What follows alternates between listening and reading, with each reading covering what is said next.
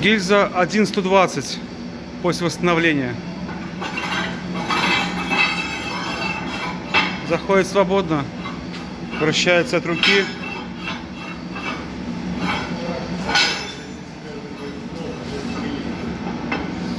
Зазор выполнен минимальный, болтанки нету.